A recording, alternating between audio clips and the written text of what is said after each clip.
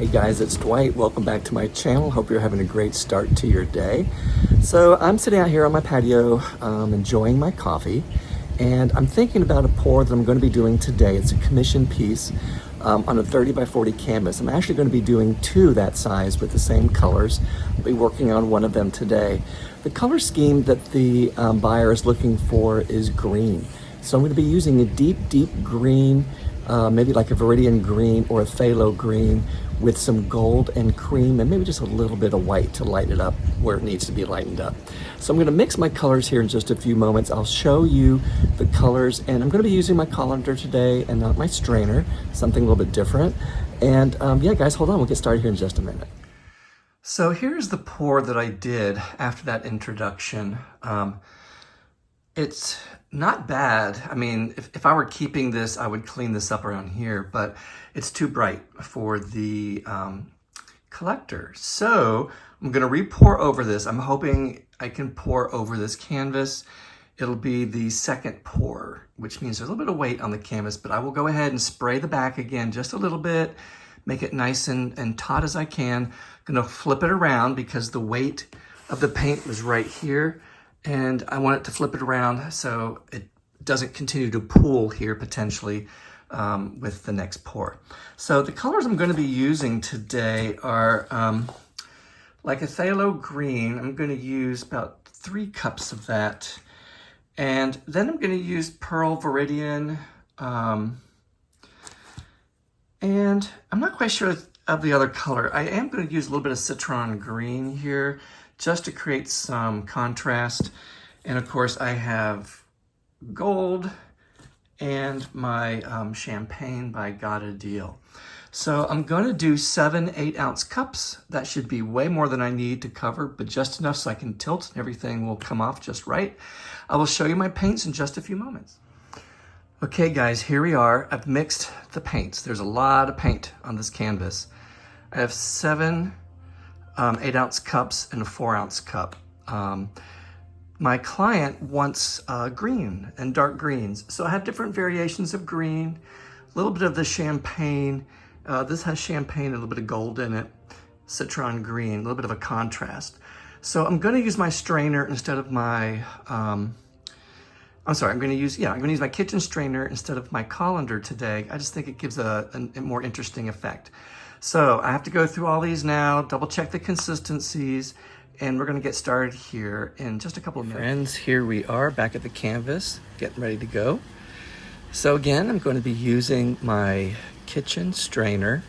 I really like the effect it makes. So since I'm using a lot of dark greens, I figured I would start with the champagne on the bottom and then just start layering the different colors of deep green. So my buyer wants these dark, rich forest green colors. So this is what I'm using today. I'm also using, like I said, that champagne color and gold mixed in between just to kind of lighten things up and provide a little bit of interest with the composition. So you saw me pour some of the citron green, and then I poured some of the champagne on top of that again. So again, I'm just layering and layering and layering. The interesting thing is that I've always been sort of afraid of green. I don't know, for some reason I wasn't able to make it work the way I would like it to work, if that makes any sense. But today with this pour, I was really digging the greens, which means I'm going to be experimenting more with that in the future, that's for sure. So I love the design that this makes when you pour it out of this kitchen strainer. A little bit different than it looks with the colander. So again, I'm putting the champagne in between some layers to provide some definition, and again, just stacking the green. Now I had like 3 different colors of green, maybe 4 with the citron green, but I had this deep phthalo green, then I had this Viridian green. I think I added a little bit of Payne's gray to the Viridian green as well, just to make it a little bit deeper.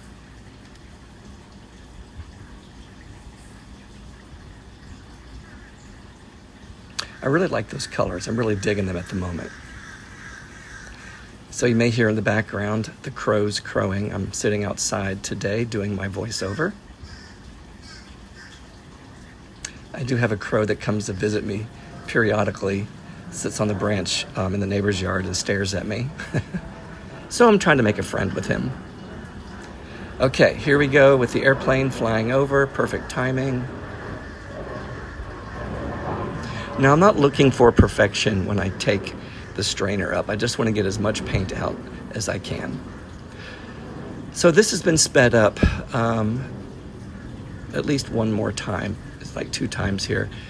I am pouring nice and slowly. It's really important so that all that paint around the negative space doesn't disperse the color. It's like I said, slowly bringing it over the edges.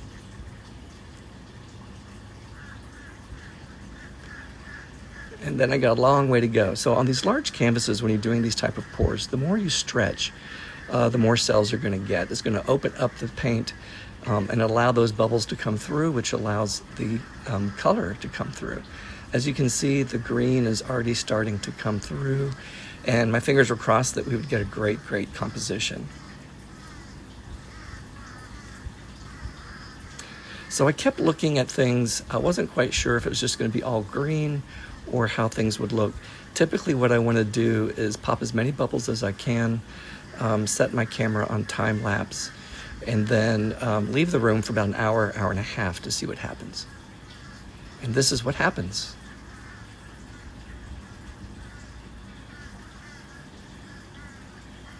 Really, really cool. Okay guys, stick around. I'm gonna do a wet walkthrough and then some touch-ups.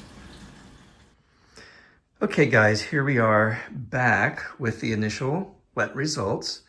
I'm very, very happy. This is what the collector was looking for, something in a dark green. And I was able to pull that off, but it still has some dimension. You still has some composition.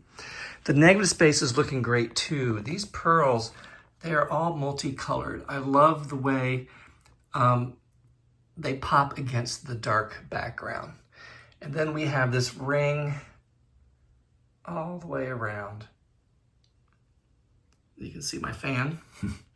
Now the negative space is pretty cool. I mean, I will clean it up just a little bit and maybe take out some of these speckles. But other than that, I'm keeping it untouched. I'm assuming no more movement. So let me move over here. So yeah, so I'm thinking this looks pretty cool.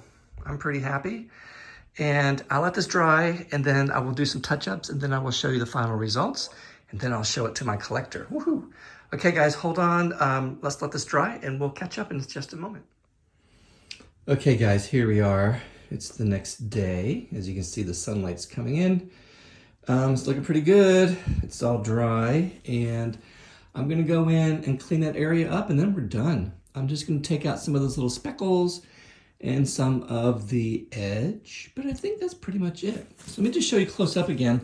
I'm really happy with how this turned out. It's kind of hard to tell in the light just because it's sort of glaring off the canvas, which is laying flat, which doesn't really show you the full scope of how beautiful this is. But look at those pearls. There's color within color within color. This sort of green in here is kind of hard to tell, but it looks kind of olivey here, but it's a festive green. And then you have all these dark dots. That is the really dark, what was that? Phthalo green. And you can see a little bit of the gold and the champagne also through here. So yeah, I mean, when you're talking about composition, you've got a nice corner with the light. Then you have, well, hard to see with the light, then the light there. So when you stand back, got this great composition. Okay, so let me just get things set up. I'll probably just put it on time lapse just for the fun of it.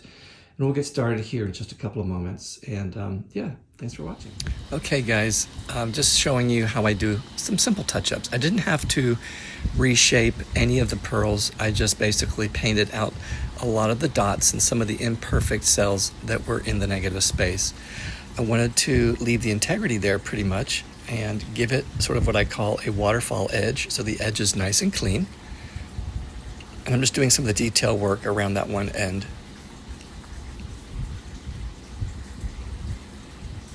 And just kind of touching up there. So nothing too extravagant. This was a simple touch-up. It just makes it look a bit cleaner, and I'm really happy with it. Okay, so we have more to see, and hold on, and I'll show you the final results.